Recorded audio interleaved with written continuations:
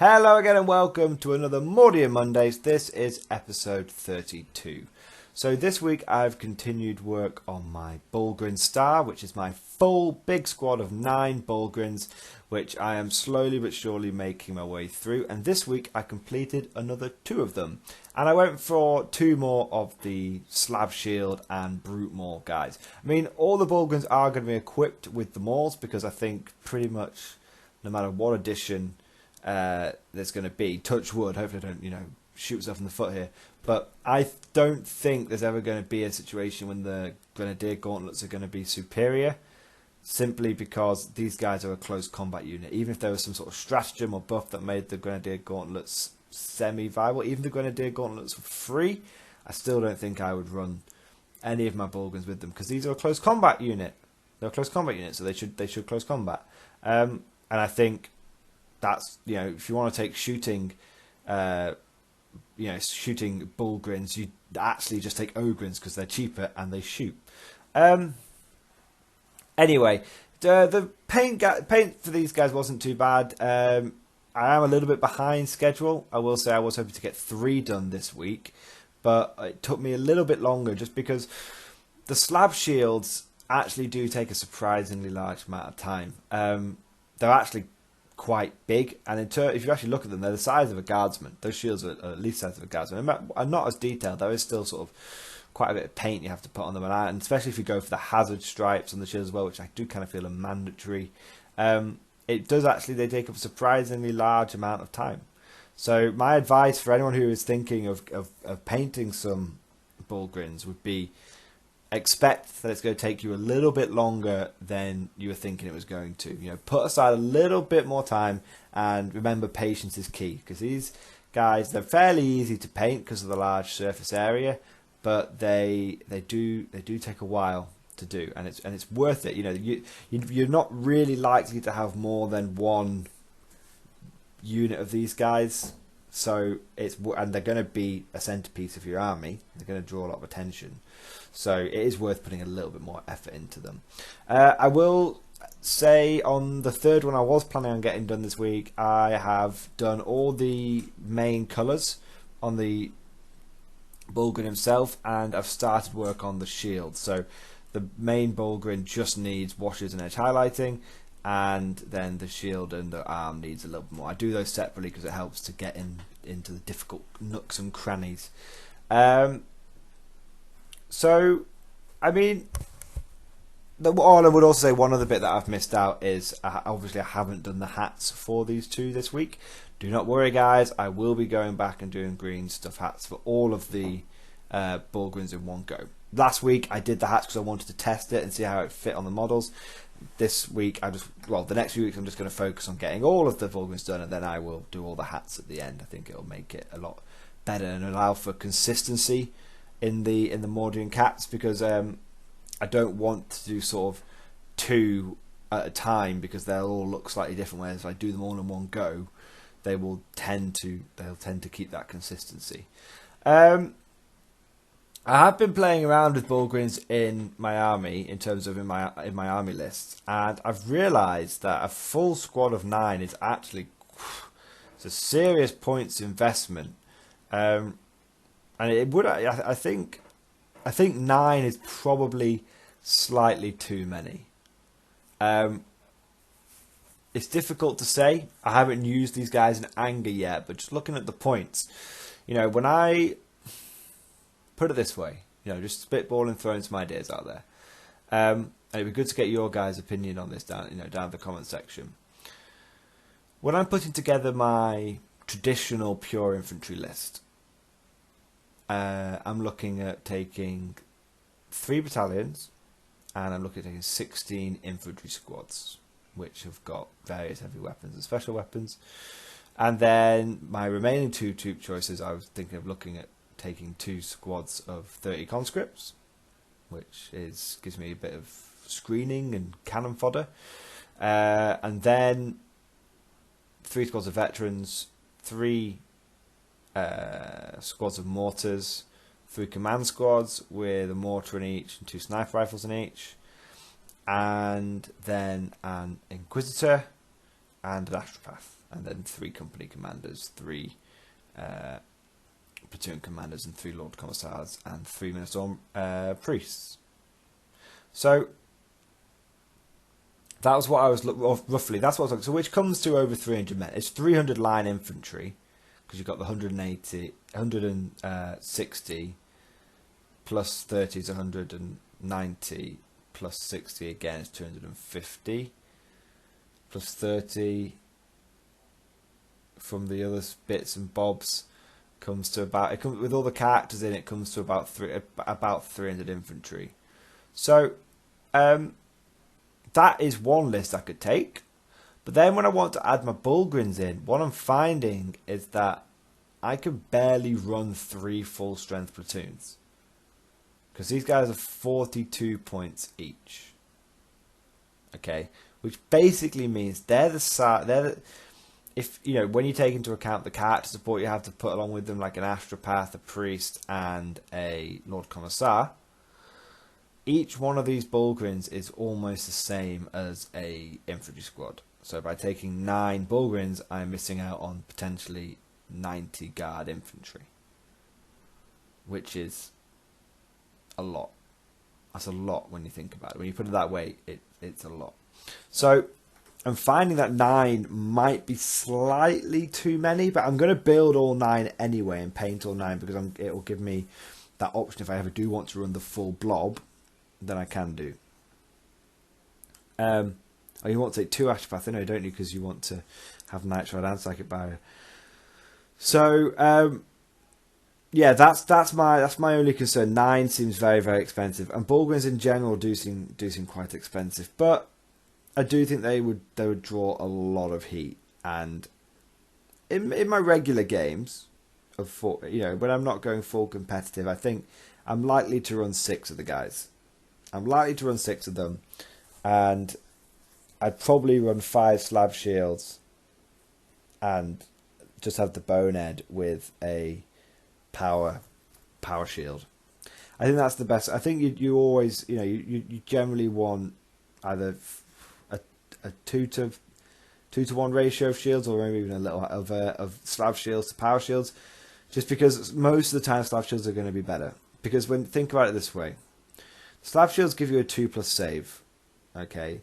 Now, even if you just take cover on these guys, it gets them up to a 1-up. Okay. So if they're on a 1-up save, it means that the enemy has to hit you with a -4 weapon, because a -1 weapon would put you back on a 2-up, a -2 would put you on a 3-up, and a -3 would put you on a 4-up, which is the same as having an invulnerable save guy. So you're always going. So the enemy has to hit you basically with a melter gun for that power shield to then come into effectiveness. Okay. Now I know people will be thinking, but what about, you have to take cover on them, but then you also put Psychic Barrier on.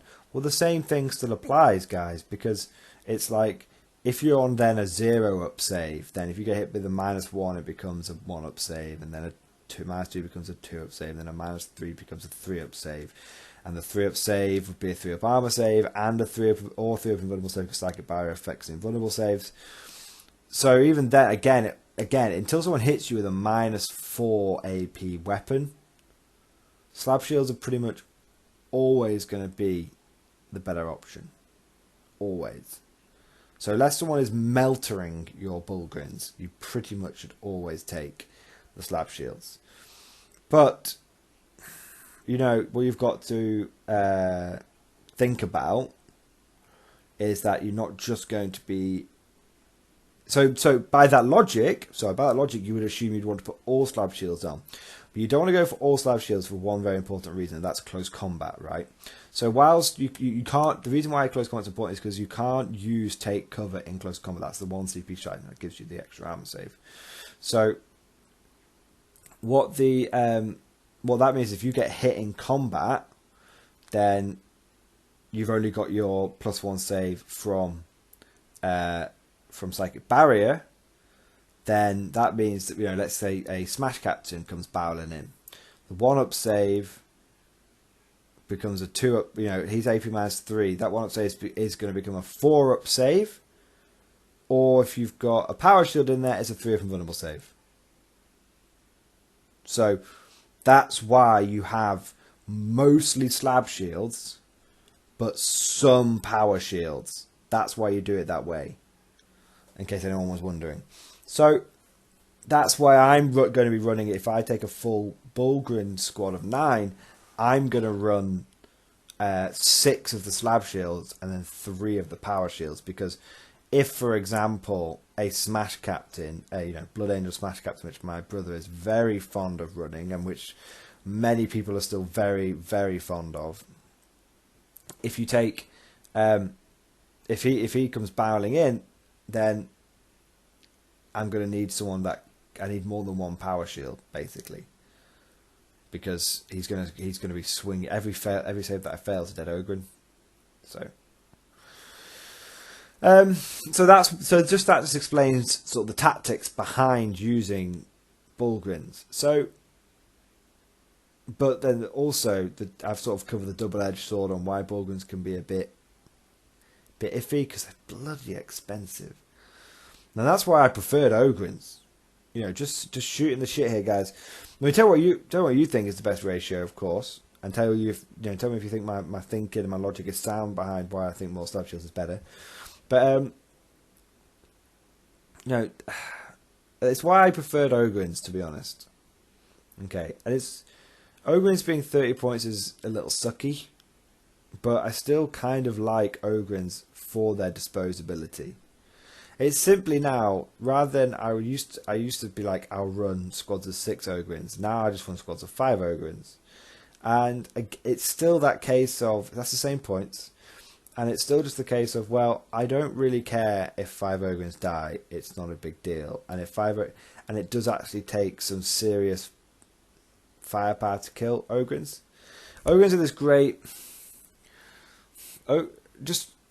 The reason why Ogrins are great in comparison to Bulgrins are really hard as nails, right? They are really hard as nails, and they will absorb a lot of firepower, but they're so tough that sometimes your opponent just won't bother shooting them. And if that's the case, it's actually kind of annoying. You want your opponent to shoot at them, and if your opponent doesn't, and just dances around you, sometimes the Bulgrins will only get 1 or 2 rounds of combat in. And if that happens, then they're not going to get their points back. And then the rest of the army is going to be dead around them. Whereas the thing with Ogrins, where they used to be almost half the... Obviously, they're not as good now with the points increase. But the reason I used to love Ogrins is because against small arms, they had... they had a decent level of survivability, because you just slap take cover on them and it'd be like, there you go, I've got a 4-up save, I'm toughness 5 and 3 wounds per guy.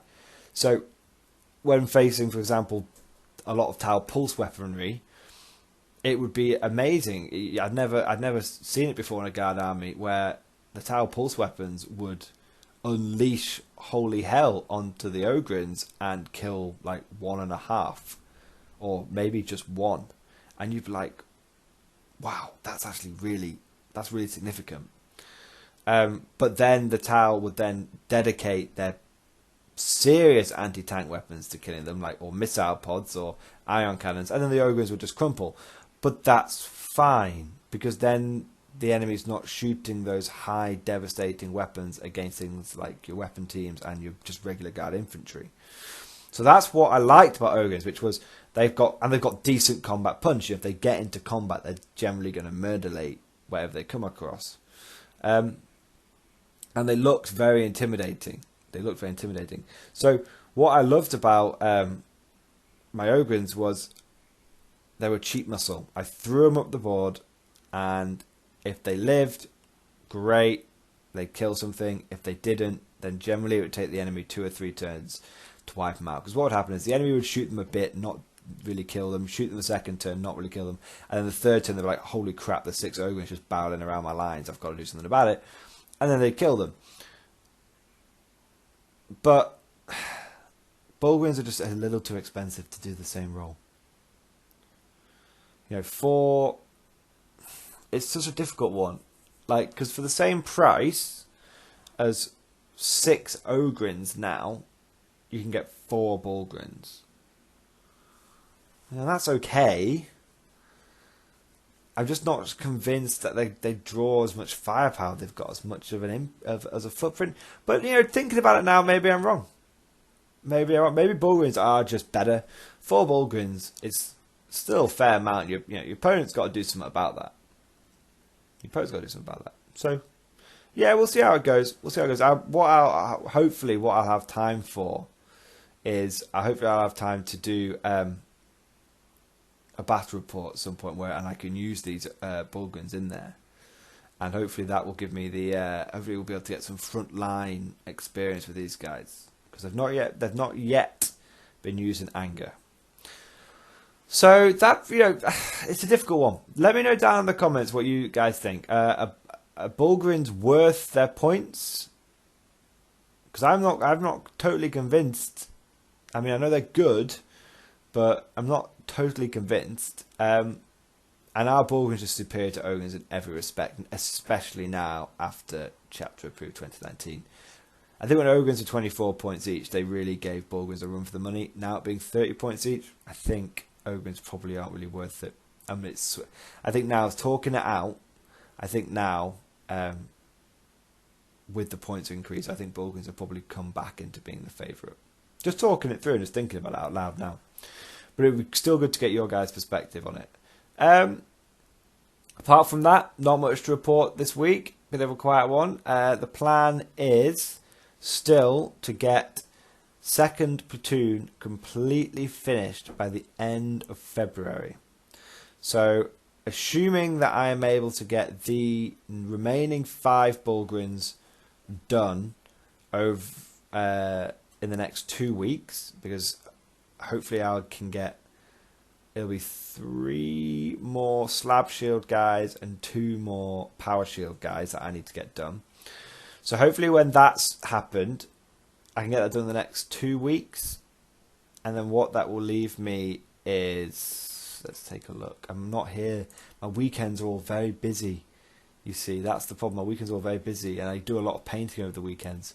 So that would leave me 2 weeks to get a squad of veterans converted, restored. They're all stripped, and I can say I did strip and completely strip down all the paint off 2 squads of plasma vets. So I've got that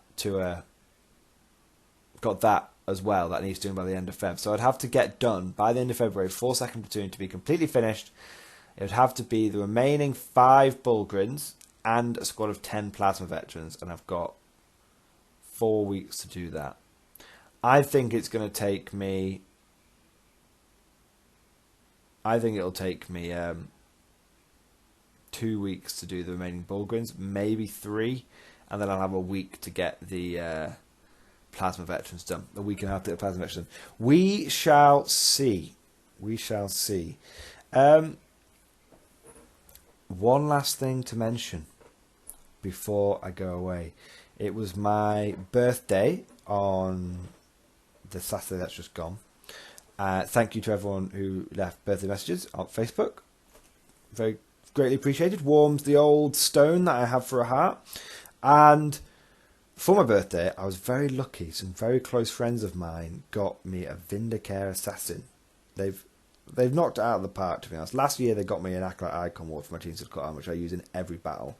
And this year they got me a Vindicare Assassin. They don't even play Warhammer, but clearly, they do their research and they put a bit of effort into it. So, good guy, good friends. And but they got me a Vindicare Assassin. And I remember in one of my Mordian Mondays a few weeks ago, maybe it was even just last week, someone said if we thought about adding an Assassin in, well, now it would be rude not to. Now I've got a Vindicare. I've had 2 thoughts on Assassins. I'd either run I think I'd like to run a Vindicare, but run him and just plop him inside of one of my fire support platoons. Because then he's basically got 60 guys that are just going to shield him. He's never going to get targeted, and he's just going to provide some very decent firepower. But the other idea I had is maybe getting an Avessor. And I know Avessors can deep strike, and I know they get a 3d6 charge. I know this. However, You guys know how I feel about deep striking lone units because they just tend to get killed. And a vet is like, what, 85 points? So it's a lot, it's a lot just to throw 85 points away on the hope that it's going to kill 85 points worth of stuff. What I actually feel would be a much better use of the Avessa would be, again, to take advantage of the character rule. Because I like to run assault squads. So can you imagine if I had an Avessa running up alongside, just behind, just screened by like 60 to 90 Mordian assault infantry. So they're all going to be dying. The enemy can't target the Avessa. Let's say 40 guys get into combat, the Avessa's going to be in there as well. He'll kill some stuff, and then he'll still get screened by the infantry units again. So it's like, holy crap! He's just going to be running around with a load of infantry just screening for him, and he's just going to be tearing things to pieces. I think it could be really, really cool. And the thing with the stratagem is you can pick which one you want at the beginning of the game, so it'd be so cool. So I think with this Vindicare, I'm also going to get an Avessa, and I'm going to have both, and then I'm going to see which one I prefer. One question I have, and I have looked, but I haven't found the answer yet to this, is can you run more than one of each assassin? So, for example, can I take 3 Avessas? Can I take 3 Vindicares? Because I know you can take an execution force, which means you take 1 of each. But what's stopping me from just taking a detachment with 3 of the assassins that I want in? What if I just want to take 3 Avessas and just run them as, because one of my support, abhuman, non-regular line infantry support squads will probably be one of these assassins for like 3rd platoon or something. So it's just, but what if I want to run? How do I run in my list a Vindicare and an Avessa? Is that even possible? Because I can't find I can't find out. I don't know what the answer is. If anyone could put down in the comments what that is, I'd be really, really grateful. So thank you guys for listening. I hope you guys have enjoyed this week's update. It's been all Bullgrin themed. Hopefully, I'm going to try and get all these Bullgrins finished, and then that's another sort of unit ticked off, because I'm trying to do, at least one of every guard unit probably by the end of this restoration project. And yeah, so when this is done, we've got a Plasma Vet squad. End of Feb, 2nd platoon will be finished, so that will probably put us, I think, if you include the assault platoon, the assault corps as well, I've got 5 platoons that will need finishing off. Maybe 6. So I'll be 2/3, let's say 2/5. I'll be a third of the way through. I'll be a third of the way through once 2nd platoon is finished. However, I do have to go back and finish 1st platoon. 1st platoon had all the models done, but they haven't had all the edge highlighting and dry brushing that the other guys have received. So I will have to go back and do that. So I think what's going to happen is I will try and get 2nd platoon finished by Feb, and then March I'm going to go back and pimp out all of 1st platoon, which will just be edge highlighting and dry brushing, so it should be relatively quick. So I should be able to get the whole platoon done in a month. And then what we're looking at by the end of March is 2 fully painted, fully equipped, fully loaded out Mordian Iron Guard infantry platoons. Yeah! Which will have full line infantry squads, veterans, command squads, abhuman support, officers, priests, commissars. It'll be glorious. And then, beginning of April, we can get into 3rd platoon, which will be the assault corps. It might not even take me that long. We'll see how long it takes. See how long it takes me to smash out a bunch of edge highlighting. I'll probably do it quite quickly. Probably get a squad done a night.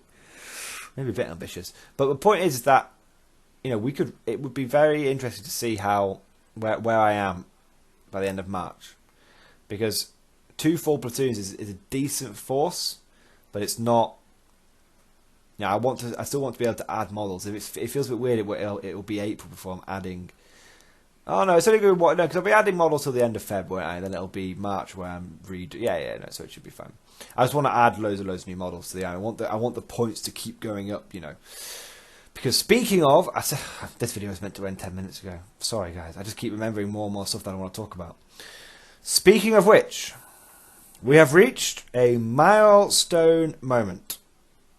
For I am now able to, even without these Baldwins, field a 1,500 point army of restored Mordian 50th rifles. That is not insignificant. That's a good milestone achievement, guys. And I have to say, it's all thanks to you guys and your comments down below. You guys keep me motivated. You really, really do. So yeah, that is a really big moment. That's tangible. That's tangible. So just another 2,000 points to go, I suppose, of infantry, and then we get to move on to the tanks. Oh, awesome! I have to say, I've been getting itches to start a new army, but I'm gonna be disciplined. Get the Mordians done. Maybe get some other World Eaters done alongside. But you know, let's see where we are at the end of Q1 of 2020, and let's see where we are with the Great Mordian Restoration Project. Anyway, guys, I could go on rambling lots and lots and lots, but I'm going to cut it off there because the video's already gone a bit longer than I wanted it to. But thank you for listening. I hope you guys have enjoyed this video. Please, as always, leave lots of comments. Please, as always, tell me about your painting projects. I love hearing about the progress that you guys have been making. Your progress, it motivates me to get my progress done. So thank you for watching, and of course, I'll see you guys next time.